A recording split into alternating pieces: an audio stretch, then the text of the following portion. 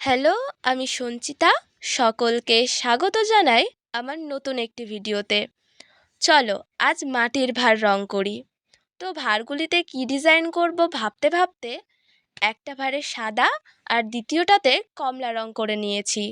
রঙগুলি ভালোভাবে শুকিয়ে গেলে সাদা রঙের ভাঁড়টাতে লাল রং দিয়ে হিজিবিজি কিছু ফুল ও সবুজ রং দিয়ে কিছু লতা পাতা বানিয়ে নিয়েছি।